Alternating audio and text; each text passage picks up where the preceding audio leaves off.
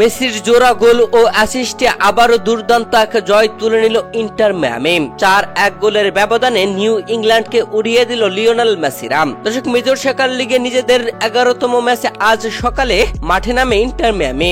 New ইংল্যান্ডের বিপক্ষে এই ম্যাচে মাঠে নেমে ম্যাচের শুরুতেই প্রথম মিনিটেই গোল হজম করে ইন্টার মিয়ামি।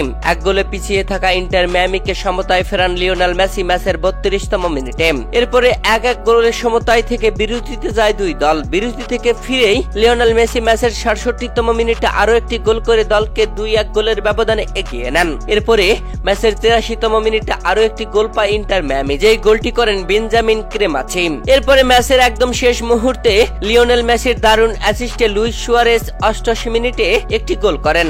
ইন্টার মিয়ামি 4-1 গোলের ব্যবধানে দুর্দান্ত জয় তুলে নিল। পাত্তাই পেল না নিউ ইংল্যান্ড। আর নিউ ইংল্যান্ডের বিপক্ষে 4-1 গোলের ব্যবধানে দুর্দান্ত জয় তুলে নিয়ে মেজর সকার লিগের পয়েন্ট টেবিলে 1 নম্বর অবস্থানে নিজেদেরকে আরো পাকাপোক্ত করে ধরে রাখলো ইন্টার মিয়ামি। দর্শক, এই ম্যাচে মেসির জোড়া গোল আপনার কাছে কেমন লেগেছে জানাবেন ভিডিওর কমেন্ট বক্সে।